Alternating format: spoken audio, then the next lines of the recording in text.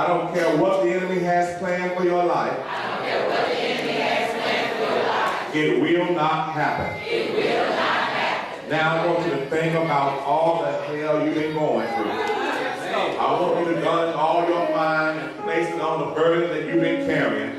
I want you to realize what the enemy has been whispering in your ear in the midnight hour. I want you to think about what's been making you cry when you don't feel like crying. What's been making you pace the floor when you know you want to get some sleep at night. And tell your brothers and sisters again, neighbor, it will not happen. Y'all still ain't feeling this thing. Tell me, I say it will not happen. No weapon formed against you shall prosper. It will not happen.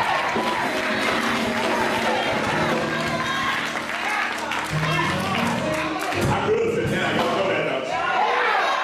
I think about everything the enemy has tried in my life. But the testimony still is, it will not happen. As Christians, we find it extremely difficult to explain in totality who God really is. And because it's difficult to explain who God is, oftentimes we lean on what we call a figure of speech to express to others about the magnificent powers and the immense power and interest of God the Father. So what we do is we start to give God some of our own human characteristics. In the field of scholarship, this is called anthropometamorphism. Anthropometamorphism simply means that we are using human characteristics and we are intentionally placing it on the deity of God to help people understand who God is, despite the fact we know God isn't human. So when we talk about the hand of God, what we're really saying is that God has hands like ours. But in reality, his hands are so much not ours. See, our hands can only hold a limited number of things. But when we talk about the hands of God, God has the whole wide world in the palm of his hands. But not only does he have the world, he also has, watch this, the galaxies and constellations. When we talk about the eyes of God, we understand that what we're able to see is only what is in front of us. But when we talk about what God is able to see, God is able to see not only what's in front of us, but God is able to see around the corner, up the hill, and down the valley. I wish I had some help in the house. When we talk about what we can hear, our hearing is limited. But God can hear everything at the same time. Not only can he hear my prayers, but we serve a God that while I'm praying to him about my issues, he's the same God that can hear you pray about your issues. Tell your neighbor, God can hear you, you know. So with that being the case, oftentimes we try to make God as human as possible. And we use these anthropometamorphism terminology to express the deity of this God. But in reality, we can't explain how God is. We can't explain who God is. All we can really say is that the Lord is good. He's good, I tell you. He's good, I tell you. And here it is. When we come together as a church family, we got so many different people with so many different walks of life. And all of us are not on the same level. Some of us don't really have the totality of who God is. Some of us are struggling with the fact that he's pre-existent. Some of us are struggling with the fact that he's self-existent. And then some of us are struggling with the fact that he's co-existent. But all of us know that God is existent. I wish I had some help in the house. So I don't want to bore you about the possibilities of what you don't know about God. Because if we wage a debate, we'll be here all day long arguing about what he is and what he ain't. But there is one thing that regardless of where you come from, regardless of who you think you are, regardless of how much you think you got, there's one thing about God that all of us know. And that is simply this, that God's grace is amazing.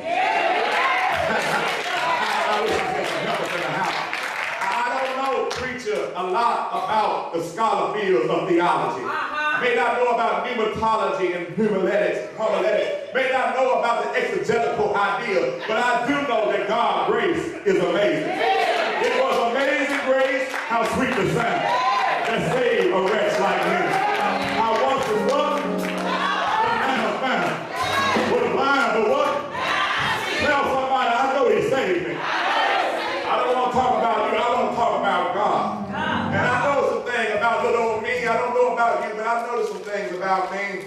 And one of the things I noticed is he didn't restore his grace upon me based on my background.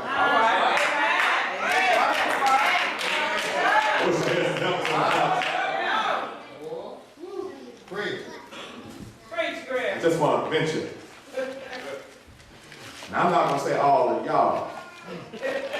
I'm going to say all of us. The Bible would have me to know, and it's probably in your Bible if you ever look at it in Romans 3:23, the Bible would have me to know that all of us have sinned and fallen short of God's glory. Tell your neighbor, you do know you have sinned. Matter of fact, you were so good, it was sin. Thank God.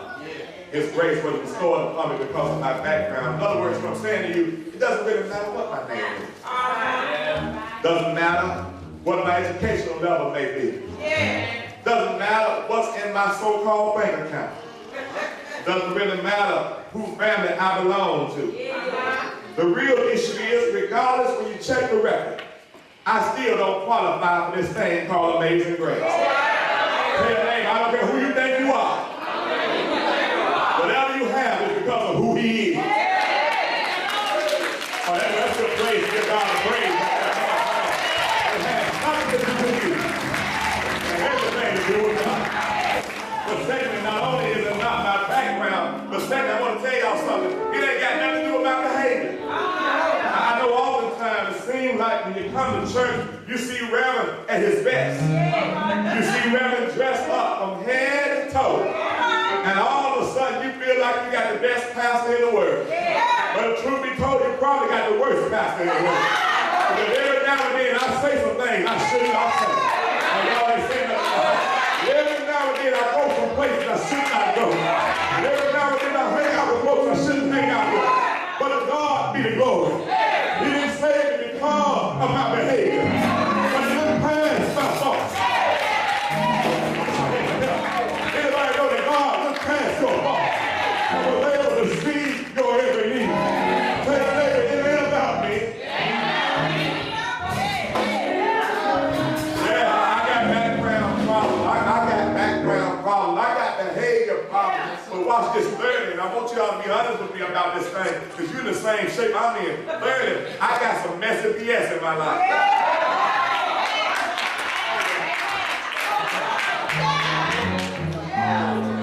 Why y'all look at me like that? Y'all know y'all got some messy belief systems too. Oh, y'all want to say something else. Y'all need to be saved again. I got some messy BS in my life. I got some messy belief systems in my life. There was a time that I did not believe in God. I wish y'all were honest.